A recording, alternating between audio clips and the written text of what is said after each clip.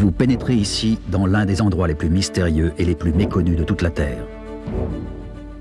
Nous sommes au fond de l'océan Atlantique, dans une zone géographique qui a enfiévré l'imagination de l'homme depuis des siècles, où des bateaux, des avions et des hommes ont disparu sans laisser de traces et sans raison apparente. La plupart ont fini ici, dans le silence et l'obscurité des profondeurs. Ceux qui connaissent cette région lui ont donné des noms éloquents. Le cimetière des égarés, la mer porte-malheur, la 4e dimension. Mais pour beaucoup de gens, elle n'a qu'un seul nom, qui intrigue tous ceux qui en entendent parler.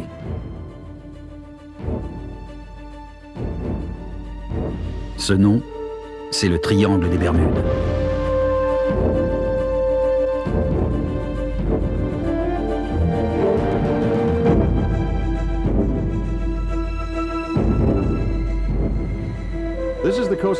Nous sommes sur la côte de Floride, au bord du triangle des Bermudes.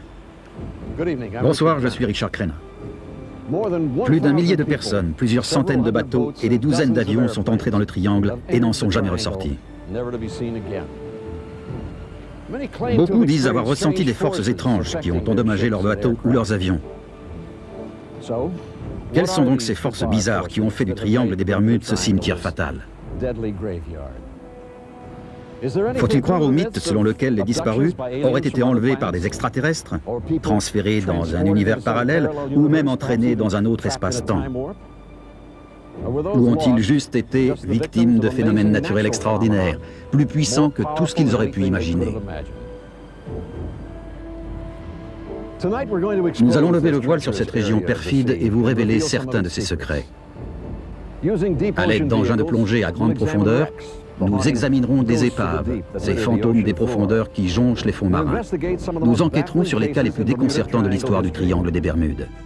La légende remonte à l'époque de Christophe Colomb, il y a 500 ans. Le triangle des Bermudes couvre plus d'1 million de kilomètres carrés entre la Floride, les Bermudes et Porto Rico. Des incidents inexpliqués s'y sont produits. En 1963, le Marine Sulphur Queen, un cargo de 130 mètres, avec 39 hommes à son bord, disparaît. 6 mois plus tard, 2 KC-135, de gros avions ravitailleurs de l'US Air Force, se volatilisent littéralement. Un remorqueur, le Good News, se voit confronté à des forces inconnues alors qu'il tracte une barge de 2500 tonnes dans le triangle. En 1948, un DC-3 parti de San Juan à destination de Miami avec 36 personnes à bord disparaît, alors qu'il venait de recevoir de la tour de contrôle les instructions pour se poser et apercevait déjà la côte. Et en 1986, un homme et sa femme, volant dans un petit avion entre les Bermudes et la Floride, racontent qu'ils sont entrés dans une substance comparable à du lait de poule. Tous leurs instruments électroniques d'une valeur totale de 2 millions de dollars ont soudain cessé de fonctionner. Mais tout de suite, le plus célèbre de ces mystères, la disparition de l'escadrille 19, 5 bombardiers de l'US Navy avec 14 hommes d'équipage en décembre 1945. Toutes les réponses sont là, dans les profondeurs.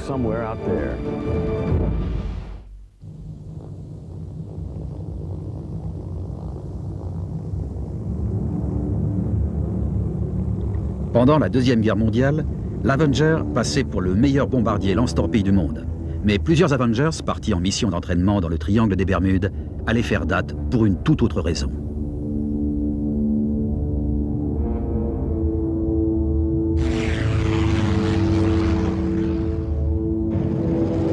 Bowers, ici Taylor. Ma boussole ne fonctionne pas. Que dit la vôtre? Je n'ai aucune idée de l'endroit où on est. On s'est perdu après ce dernier virage. Pour Everglades à FT-28, lieutenant Taylor, vous nous recevez? Affirmatif, nous venons de survoler une petite île. Nous ne connaissons pas notre position, il semble que nous soyons perdus. Ici pour Everglades, je suggère qu'un autre avion avec une boussole qui fonctionne prenne la tête. Bien reçu. C'est vraiment bizarre, on n'arrive pas à retrouver l'ouest. Impossible de s'orienter. Si seulement on retrouvait l'ouest, on pourrait rentrer au bercail. On va trop au nord au lieu de l'est. Il pourrait y avoir n'importe quoi devant nous, on ne verrait rien. Escadrille 19, écoutez. Il faudra faire un amérissage forcé, sauf si on peut se poser. À tous les avions, restez en formation serrée. Dès qu'un avion a moins de 40 litres, on tente un amérissage.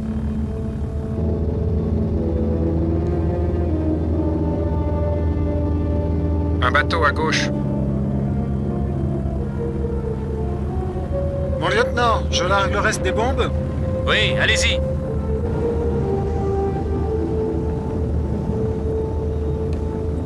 Pour Everglades à FT-28, avez-vous reçu mon dernier message? Passez sur 3000 kilocycles.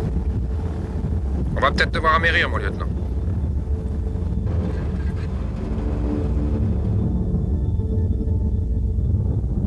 On devrait apercevoir les lumières.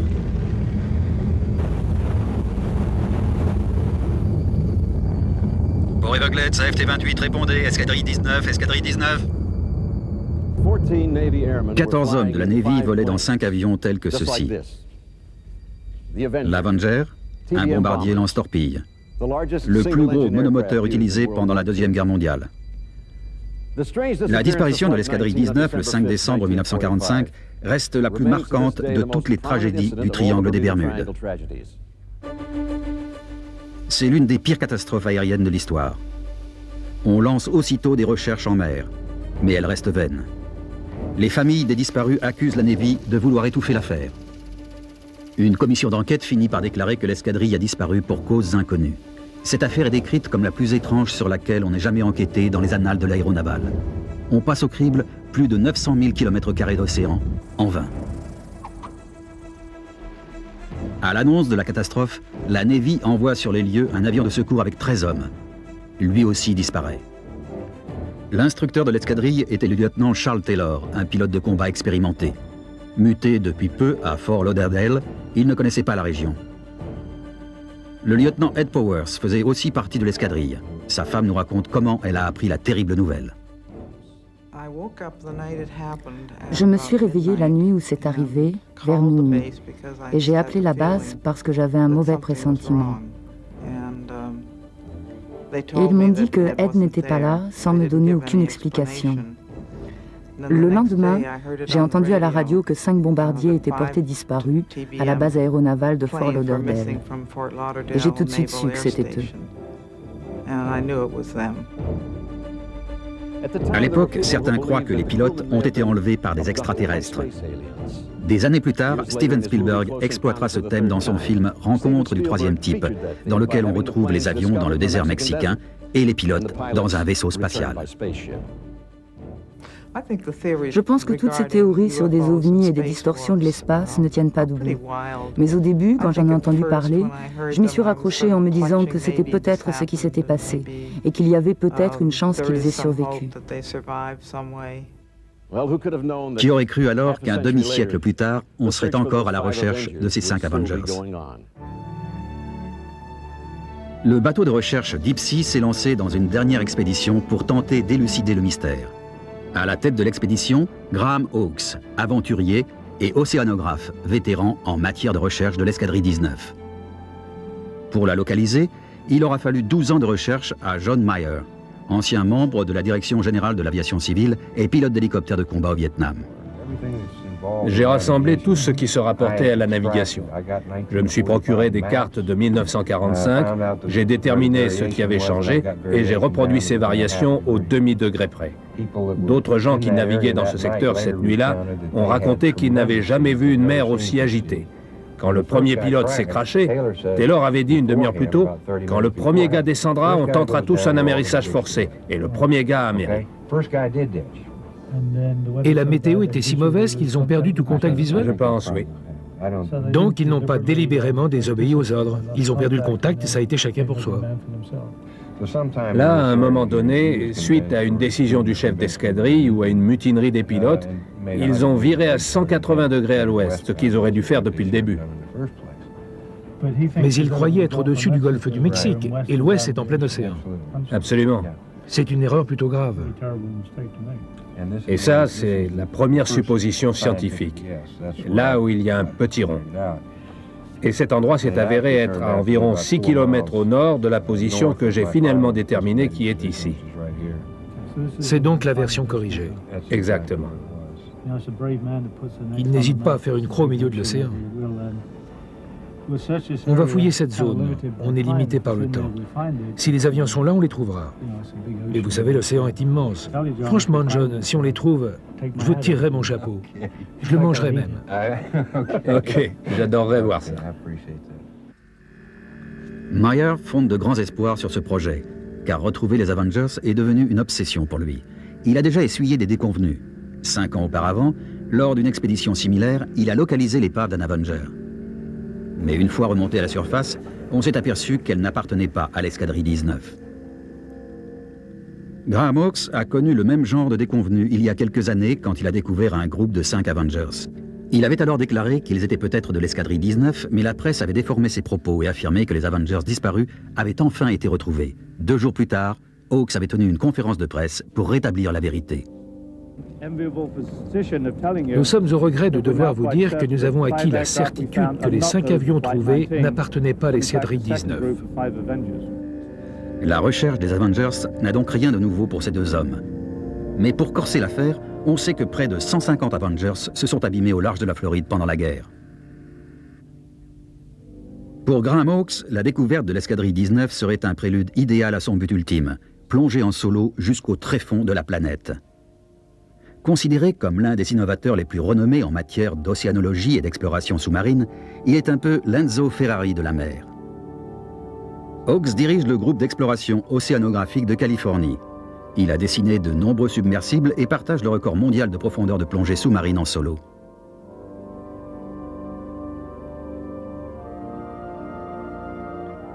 Récemment, il a conçu le Deep Flight 2, un submersible ressemblant à un avion qu'il espère piloter dans l'endroit le plus profond de tous les océans, la fosse des Mariannes. Le bateau de recherche Deep Sea s'est lancé dans une expédition pour tenter d'élucider le mystère de l'escadrille 19.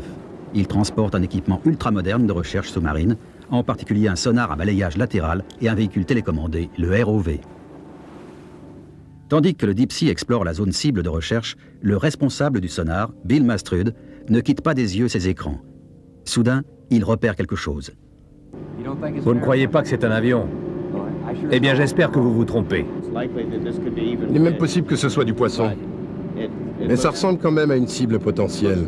On va tourner autour pour tâcher d'en avoir le cœur net. Le seul poisson qu'on ait vu, c'est... Je pense qu'il se trompe. C'est un avion. Ça ne pourrait être n'importe quoi, John. On peut continuer à s'approcher pour voir. Ok, désolé, mais j'ai du mal à croire que c'est pas ça. Il s'avère que ce n'est pas un avion. La déception de John Mayer augmente au fur et à mesure que les recherches s'intensifient. Ça fait 12 ans que je travaille là-dessus. Et tout le monde dit que je suis fou. La Navy, les gardes-côtes, tous. Je suis peut-être fou, mais là, je pense que j'ai raison. Les recherches se poursuivent quand soudain, une grosse tempête se met à balloter le bateau. L'équipe décide alors d'abandonner les recherches, n'ayant trouvé aucune trace d'épave d'avion.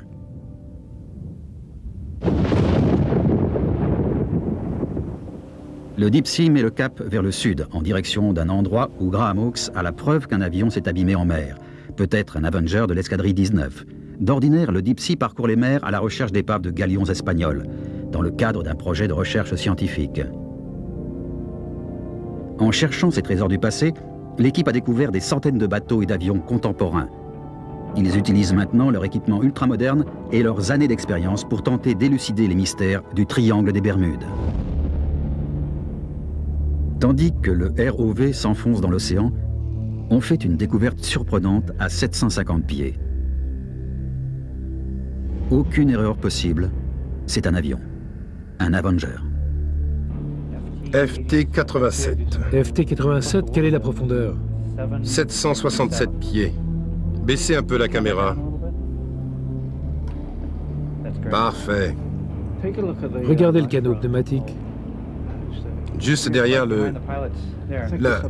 Je crois que c'est là. Il devrait y avoir une inscription dessus. Oui, il est à l'intérieur. Mais la porte est fermée. Sur l'autre Avenger, il était à tribord. Je me demande s'il y en a 2. La verrière principale est arrachée, mais il reste la cloison. On dirait que le pilote a pu se dégager. Et le reste de l'équipage a dû sortir par un trou à tribord qu'on n'a pas encore vu. Ne pas se tenir sur la passerelle pendant que l'aile se replie. Cette peinture tient rudement bien. Essayez de voir la tourelle de la mitrailleuse. On devrait arriver à pénétrer à l'intérieur. Il y a tellement de trucs là-dedans qu'on a du mal à se frayer un chemin. Les caméras retransmettent des images étonnantes. Dans cet environnement hostile, La pression est si forte qu'elle écraserait des poumons humains. Cet Avenger, à l'allure jadis si fière, est maintenant recouvert d'une couche de bactéries qui se multiplient sur le fer, et le cockpit est envahi d'anémones de mer et autres petits animaux qui ont élu domicile. C'est surprenant à 750 pieds. Essayez de passer de l'autre côté avec le ROV. Grâce au propulseur et au gouvernail, le pilote peut manœuvrer le ROV de façon à voir l'avion de plus près. C'est la trappe d'accès au canot pneumatique. On dirait qu'elle est ouverte. Ben oui. Vous pouvez vous rapprocher? Ça veut dire que le pilote est sorti à tribord et a au moins déployé le canot. Regardez ce corail blanc sur le canon de la mitrailleuse. Un petit peu de poésie. L'équipage est impatient d'examiner les numéros de série pour savoir s'il s'agit de l'escadrille 19. Bon, faudrait qu'on repère le numéro. Il doit être sous cette étoile-là. Recouvert par cette vase, voyons voir si on peut la dégager. Oui, si vous mettez la soufflerie, ça n'abîmera pas la peinture. Allons-y. Je vais aspirer l'eau et la remplacer par de l'eau propre. On commence à voir le fuselage, une série de rivets. Vous pouvez vérifier? Le numéro doit se trouver juste à cet endroit. En tout cas, ils ne sont pas... Le sort de l'escadrille 19 restera donc un mystère. Quelque part dans ces étendues marines, le secret sur ce qui est arrivé à ces 5 bombardiers reste bien gardé dans les profondeurs obscures du triangle des Bermudes, du moins pour le moment.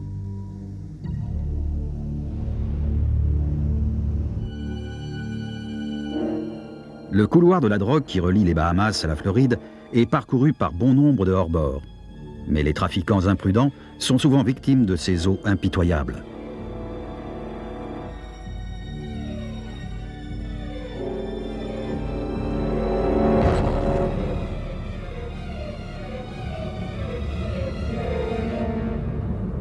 Ils finissent ici, vaisseaux fantômes échoués sur les fonds marins.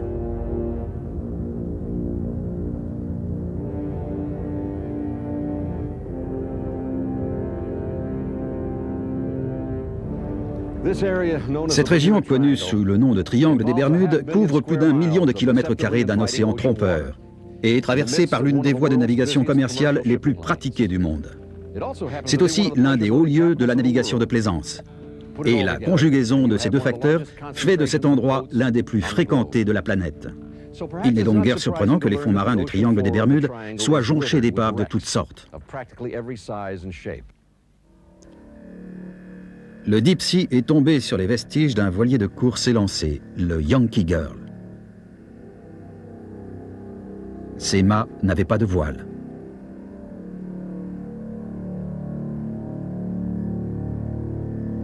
Bizarrement, elles étaient toutes arrimées et les écoutilles étaient grandes ouvertes. Pour tout bon marin, cela indique que quelque chose s'est passé et que ce bateau a fini par sombrer, victime de circonstances mystérieuses dans le Triangle des Bermudes.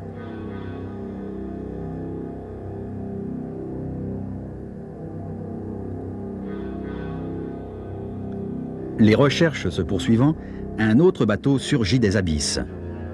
Un bateau de plaisance de Miami. Une rapide enquête révèle qu'il appartenait à un homme de Clearwater, en Floride, qui affirme l'avoir vendu en 1982 à Miami. Le bateau s'appelle le Big Mom. La piste s'arrête là.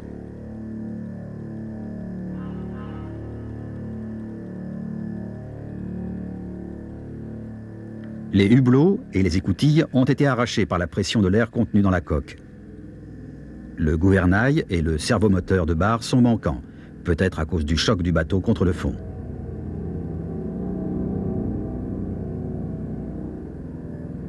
La chaise du capitaine est coincée dans l'écoutille d'accès à la salle des machines, ce qui laisse à penser qu'il s'est passé quelque chose de bizarre juste avant que le bateau ne sombre. L'océan sait effacer les indices qui pourraient expliquer comment ce bateau a fini ici.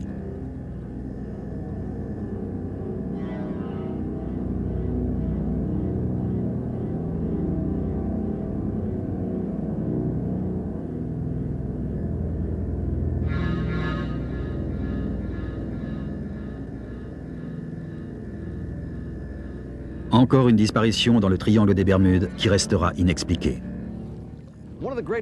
L'un des mystères les plus troublants remonte à mars 1918, lorsque l'USS Cyclops, un navire ravitailleur de la Navy, d'une capacité de 19 000 tonnes, quitte la Barbade pour Baltimore. C'est l'un des plus gros navires de l'époque, son équipage compte 309 hommes. Et soudain, quelque part dans le triangle des Bermudes, le Cyclops disparaît. Pendant des années, les scientifiques ont essayé d'expliquer la disparition de ces bateaux, et ils ont émis plusieurs théories fascinantes, comme celle des lames de fond, des vagues gigantesques qui semblent venues de nulle part et submergent un bateau avant qu'il ait le temps de réagir.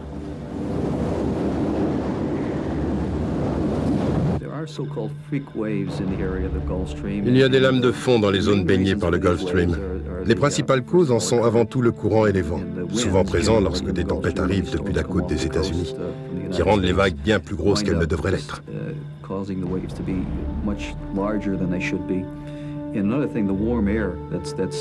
Il y a aussi autre chose. Les masses d'air chaud qu'on trouve au-dessus du Gulf Stream alimentent les tempêtes. Si bien qu'on se retrouve avec des creux non plus de 3 mètres, mais de 4, 5, 6 mètres. Alors, quand on est dans un petit bateau la nuit, et qu'en l'espace d'un quart d'heure, on rencontre des creux qui passent de 3 à 5 mètres, ça peut mal finir, surtout si tout le monde est en bas à dormir. Il y a des lames de fond dans le triangle des Bermudes. Et à vrai dire, il y a un cas très intéressant que nous venons de finir d'étudier.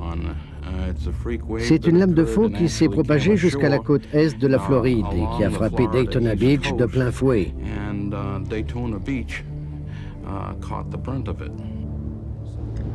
Certaines atteignent une hauteur évaluée à une trentaine de mètres. Une autre théorie fait intervenir les hydrates de méthane. Quand du méthane s'échappe par les fissures des fonds marins, les bulles de gaz remontent à la surface. Si un bateau se trouvait dans l'une de ces zones où le méthane remonte en quantité sous forme de bulles, on aurait un abaissement de la densité de l'eau de l'ordre de 20 à 30%. Et ce bateau perdrait sa flottabilité et sombrerait très vite. D'ailleurs, il y a eu des plateformes pétrolières offshore qui ont provoqué des émissions de gaz. Et quand ces gaz se sont échappés, les plateformes ont coulé très rapidement parce que l'eau ne les portait plus.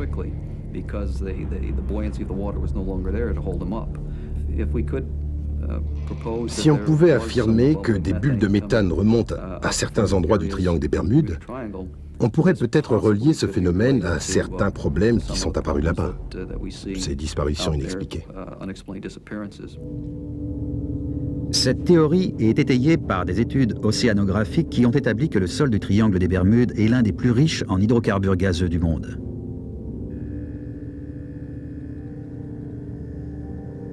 Un bateau de ce type qui a sombré récemment au large de la Floride a été entraîné par les puissants courants du Gulf Stream et a traversé l'Atlantique. Il a été retrouvé au large des côtes anglaises. Regardez, il y a un cordage attaché au bastingage. Il va jusqu'à l'ancre qui est sur le siège arrière. Et il y a un projecteur, vous le voyez? Le câble électrique qui pend? Oui, c'est un projecteur qui pend. Vous voyez le câble blanc? Presque au sol. Ça a dû se passer de nuit. Ce bateau a l'air d'être là depuis assez longtemps pour avoir sombré à la grande époque du trafic de drogue via les Bahamas. Ils ont probablement eu des problèmes de moteur et ont coulé. Ces bateaux ont une ligne de flottaison très basse. Alors quand la mer est démontée et que le moteur tombe en panne, ils ont vu qu'ils étaient mal partis, ont préparé l'ancre, déroulé les cordages. Ils ont dû essuyer quelques vagues un peu trop grosses. Ces bateaux sont parfaits quand il fait beau. Mais quand ça se gâte, ce n'est sans doute pas ce qui se fait de plus sûr.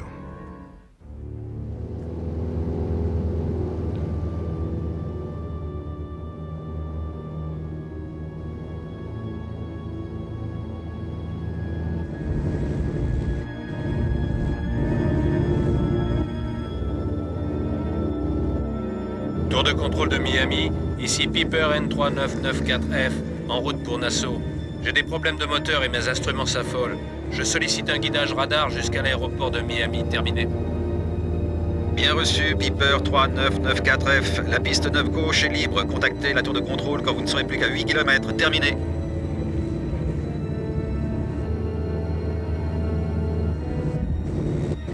Mayday, Mayday. Ici Piper N3994F. Je perds de l'altitude, je vais amérir. Je dois être à 30 km à l'est. Bien reçu, Piper. Ici la tour de contrôle de Miami. On vous suit sur le radar. On envoie les secours. Bonne chance.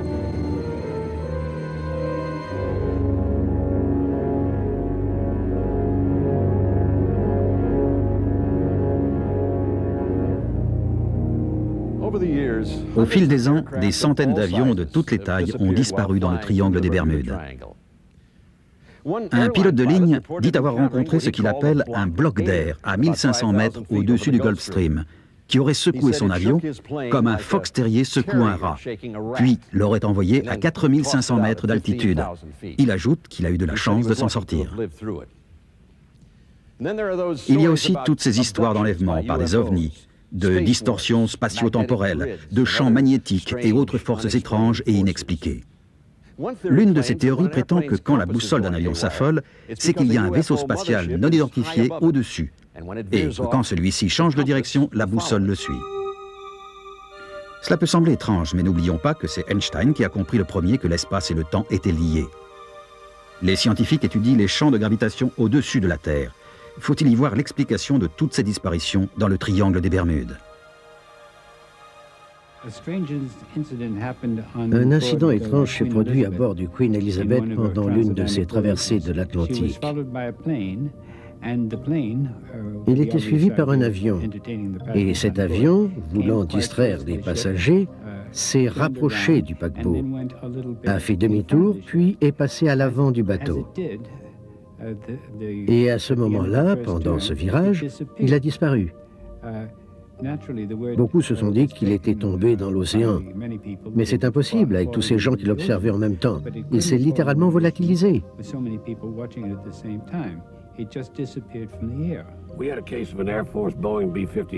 On a eu le cas d'un Boeing B-52 Superfortress de l'US Air Force qui rentrait des Açores aux Bermudes.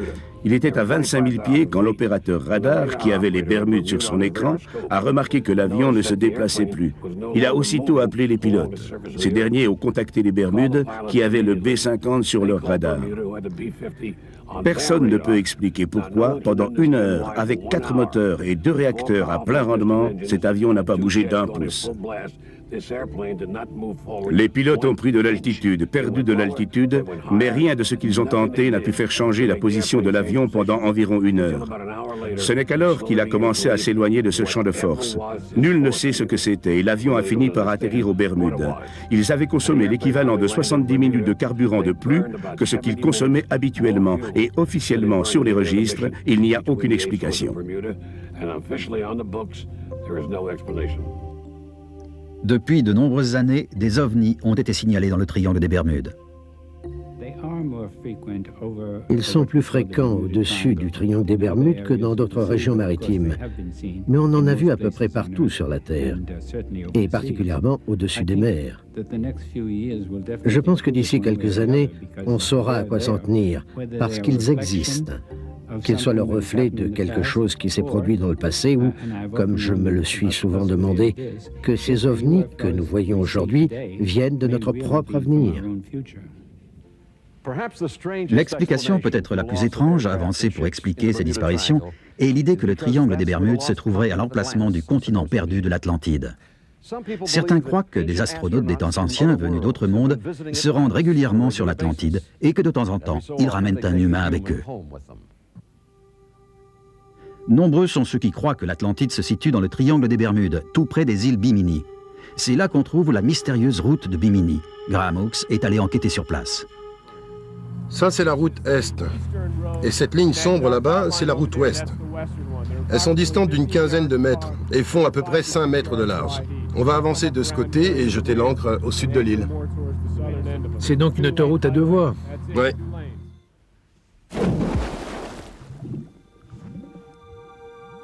À la fin des années 60, on fait une découverte étonnante au large des îles Bimini.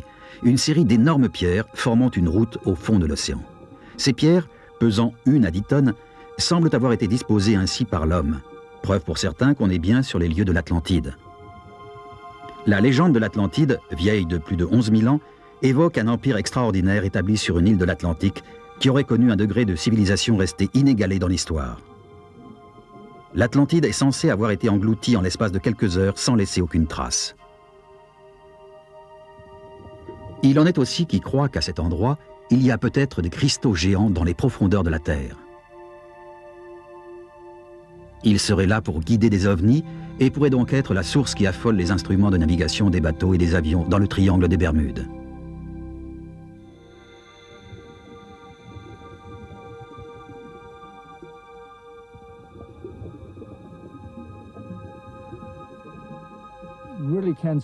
On voit bien pourquoi certains croient que ça a été fait de la main de l'homme. Ils pensent qu'il s'agit de l'Atlantide, que c'est l'un des tout premiers signes révélateurs de ce continent, et que progressivement, on pourra voir de plus en plus d'éléments de cette civilisation. C'est sûr que quand on y croit, on voit cette route. Certains alignements sont troublants, mais quand même pas suffisamment convaincants. C'est difficile de trancher dans un sens ou dans un autre. Et il n'y a rien qui puisse faire pencher la balance. Mais il y a un peu trop d'uniformité dans cet alignement pour qu'il soit seulement dû à la nature. Beaucoup de pilotes ont signalé que leurs instruments s'étaient affolés à proximité des îles Bimini. Vers la fin des années 60 et le début des années 70, j'assurais la navette pour les Bahamas chaque semaine. À 50 ou 60 km à l'ouest de West End, quand je rentrais sur le continent et que le soleil était dans le bon axe, en regardant l'océan, on voyait ces routes sous-marines qui formaient des lignes parfaitement droites, englouties depuis des millions d'années. Et juste à cet endroit, pas à chaque fois, mais assez souvent, on constatait une forte déviation magnétique de la boussole. Elle s'affolait complètement. On volait comme ça pendant une trentaine de kilomètres, puis la boussole se calmait.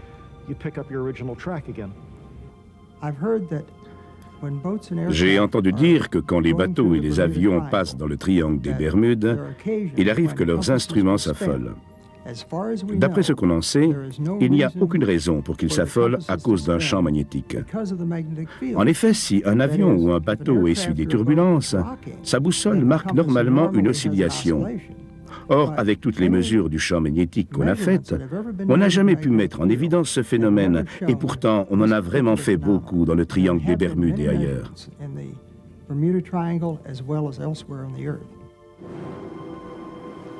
On a souvent constaté que les expériences des aviateurs étaient en contradiction avec la réalité scientifique.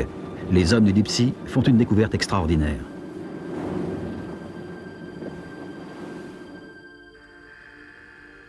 On envoie le ROV pour examiner l'intérieur d'un petit avion.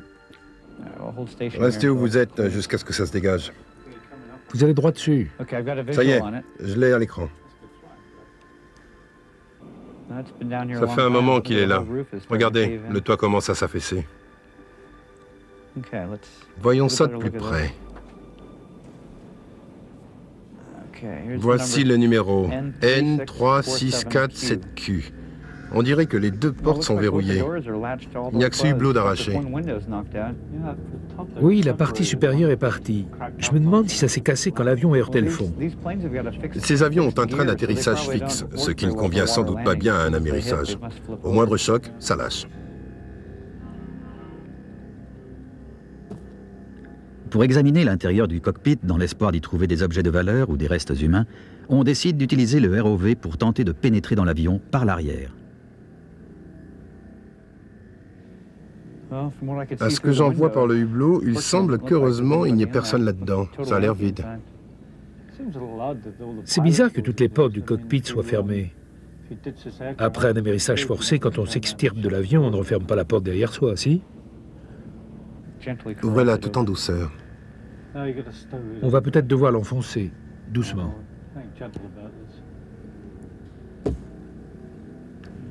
Allez, on y va. Boum. Elle est efficace, cette barre. Ça y est, les gonds ont sauté. C'est vraiment pas construit en dur. On voit la structure en nid d'abeille. Ce côté s'ouvre tout seul. Et voilà. Et vous avez réussi à ouvrir? Sous la poussée du ROV, la porte commence à s'effriter, ce qui permet au submersible d'avoir une image nette de l'intérieur de l'avion. L'un de ces strapontins. Regardez toute cette saleté, quel bazar. Il n'y a rien du tout, ni objet de valeur, ni cargaison mystérieuse.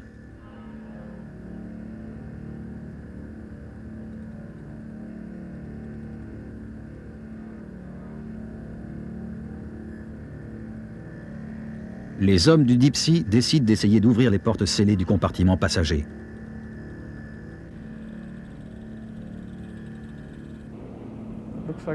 On dirait que tout ce qu'il y a dans le cockpit, c'est cette espèce de cartable. Il est ouvert. C'est peut-être une visière? Ouais, on dirait une visière. Je crois que la tâche est tombée. C'est complètement vide là-dedans. C'est plein de détritus. Le toit continue de se désagréger. Et le tableau de bord, il y a des clés dessus? Des clés de contact? Mais il n'y a pas de clés sur ces avions. Quand on amérit en catastrophe, vous pensez vraiment qu'on enlève les clés? J'espère que ces types sont sortis, mais on n'en sait rien. On vérifiera dans les archives. Cet avion, un Piper, avait été volé il y a 15 ans sur l'aéroport de Pompano Beach. On ignorait ce qu'il était devenu. La police pensait que l'avion avait été volé et servait à passer de la drogue, mais rien n'indique comment le pilote ou les passagers éventuels auraient pu s'en sortir.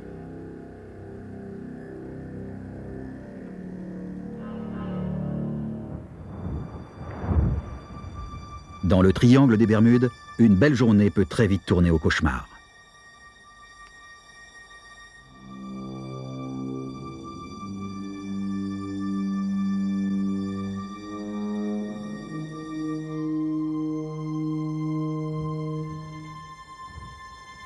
Avis de tempête. Des vents violents provoqueront des orages forts à très forts. Il est recommandé à tous les bateaux d'accoster immédiatement sur le rivage le plus proche.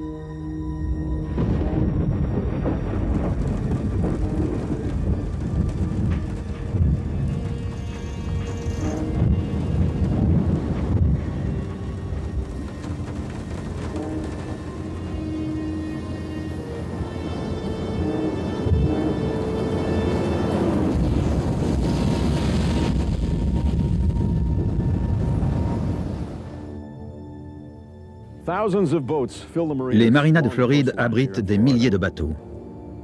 Chaque jour, ils sont un nombre indéterminé à s'aventurer dans les eaux du triangle des Bermudes. Et parfois, ils ne reviennent pas.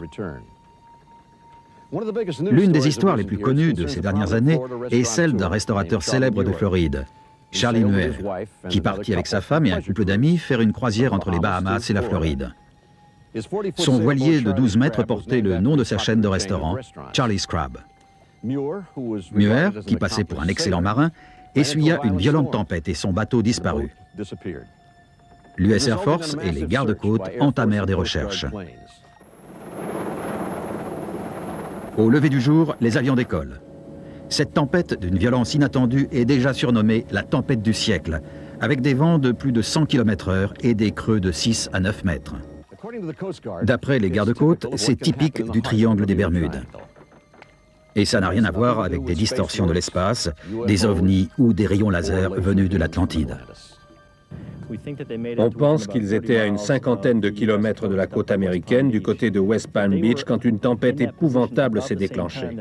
Ça a été la tempête du siècle, en mars 93. Et une douzaine de bateaux ont sombré ce jour-là au large de la Floride.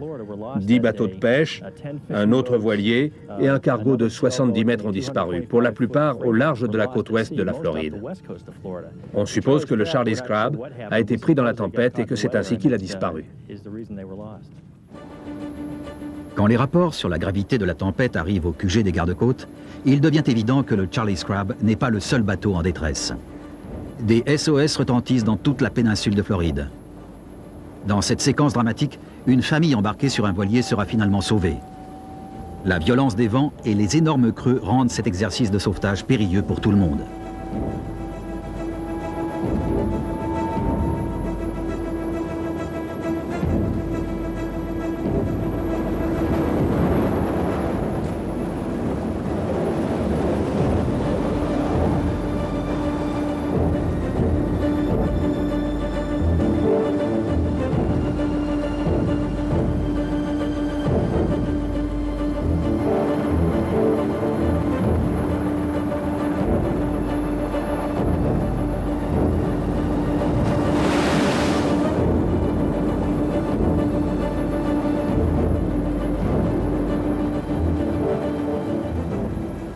À la fin de la journée, 162 personnes auront été arrachées par les gardes-côtes aux flots meurtriers de l'Atlantique et du golfe du Mexique. Mais aucune trace du Charlie's Crab.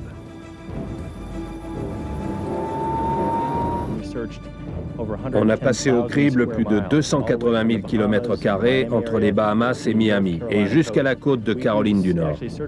En fait, on a fouillé une zone plus grande que les États de Floride et de Caroline du Sud réunis, en vain. Le seul indice qu'on ait sur l'endroit où ils peuvent avoir disparu, c'est un appel fait pendant la tempête sur un téléphone cellulaire à 4h30 du matin le samedi 13 mars. Alors Ken, cet appel téléphonique, ça donne quelque chose? Ça peut nous aider car on sait que tôt le matin, il y a eu un appel de détresse, un SOS lancé par le Charlie's Crab qui a été reçu par la police de Lantana. On a identifié les 3 zones cellulaires les plus proches de la source de cet appel. Avec cette information et l'information que vous avez, on pourrait tenter de déterminer l'endroit où le bateau a pu sombrer. Ça collerait avec l'idée qu'il a chaviré très vite, que son antenne VHF est tombée à l'eau et qu'il a dû utiliser son téléphone cellulaire pour l'appel de détresse. Si on met tout ça bout à bout, et si c'est bien ça, alors il doit se trouver par là. L'équipe se fait également aider par une femme skipper qui travaillait pour Charlie Muir. Qu'est-il arrivé au Charlie's Crab? Je pense que le bateau a coulé très vite. Il a sans doute chaviré. Cette tempête était d'une violence inouïe et elle est arrivée très vite. Et à l'endroit où le bateau était censé se trouver au début du Gulf Stream, les vagues peuvent atteindre une hauteur énorme. Et quelqu'un qui se retrouve dans une telle situation peut très vite avoir de gros problèmes. Au début des recherches, le sonar indique la présence d'un gros bateau. Le Deep Sea vire de bord pour aller s'en assurer. Mais le sonar semble brouillé par la proximité de l'épave. Les chercheurs envoient le ROV pour constater l'étendue des dégâts et examiner ce qu'ils espèrent être le Charlie's Crab. Vous devriez l'avoir à l'écran. Le voilà. Qu'il est moche, c'est un gros chalutier ou quelque chose comme ça. Il y a une immatriculation. On peut s'approcher de l'arrière? Vous arrivez à lire? Corpus? Corpus? Corpus Christi, Texas. Ah, Corpus Christi. C'est un gros chalutier, il doit faire dans les 35 mètres de long. Vous voyez ce motif peint sur la proue? Ces bandes jaunes? Ils viennent de découvrir un gros bateau de pêche appartenant à un Texan. Celui-ci dit que son bateau rentrait au Texas quand il fut pris dans une tempête soudaine. Mais l'examen du bateau révèle que les portants qui tiennent les filets de pêche sont bloqués en position verticale, position qui rend le bateau instable et ne peut que favoriser le chavirement. Très coûteux et quasi neuf au moment de son naufrage, le Michael J portait le nom du plus jeune fils de son propriétaire. Non seulement le Deep Sea n'avait pas réussi à retrouver ce qu'il cherchait, l'épave du Charlie's Crab, mais au cours des recherches, le triangle des Bermudes lui avait joué un sale tour en confisquant son précieux sonar à balayage latéral, pris dans un câble de cette épave couverte de rouille. La situation était grave. C'est ça qu'on a heurté. À une douzaine de mètres du pont, c'est ça qui nous coince. Ce câble pend le long de la coque. Peut-être qu'on pourrait le couper à ce niveau-là, on pourrait le coincer, le prendre en sandwich contre la coque et cogner dessus jusqu'à ce qu'il lâche.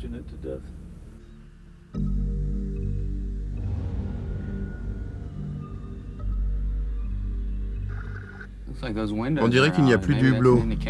Ça indique peut-être qu'il a été sabordé. Quel bazar! Il y a du matériel électronique là-dedans. Il n'a donc pas été sabordé? Regardez là. Il y a un radar et du matériel. On ne saborderait pas un bateau avec du matériel électronique à bord. Le Michael J a donc été retrouvé. Son propriétaire nous informe que les marins ont survécu au naufrage. Mais le Charlie's Crab reste prisonnier du triangle des Bermudes. Il y a 500 ans, Christophe Colomb remarquait déjà qu'il se passait des choses bizarres ici. Et depuis, cette zone reste baignée de mystères. Et au fil des ans, la légende n'a fait que s'amplifier. Pourtant, vous l'avez vu, la plupart de ces mystères ont pu être expliqués. Les scientifiques en savent bien plus aujourd'hui sur les profondeurs, la météo, les lames de fond et autres phénomènes qu'il y a 20 ou 30 ans. Mais même aujourd'hui, l'océanographie en est encore à ses premiers balbutiements. Il reste sûrement des découvertes fondamentales à faire dans les océans. Par exemple, dans les zones sur lesquelles nous travaillons ici, dans le triangle des Bermudes, on a trouvé des trous dans la structure du sol, des trous de 100 mètres de diamètre. Ils font sans doute partie d'un système très ancien. Alors si ces trous ont pu rester inconnus jusqu'en 1994, alors qu'ils sont à 10 km à peine au large de Miami, nous n'avons aucune idée de ce que nous avons encore à découvrir dans les profondeurs. Même si les connaissances scientifiques actuelles nous laissent à penser que le triangle des Bermudes est un endroit où il ne se passe rien d'anormal, je ne peux pas affirmer avec une certitude absolue qu'il n'y a pas là-bas quelque chose qu'on découvrira un jour et qui changera notre vision scientifique de cette zone. En attendant, les théories sur les extraterrestres continueront de nous fasciner et de nous intriguer. Et qui sait, ce n'est pas non plus complètement impossible. Tout ce qu'on peut dire, c'est qu'il y aura toujours un triangle des Bermudes. I'm Richard Kremen.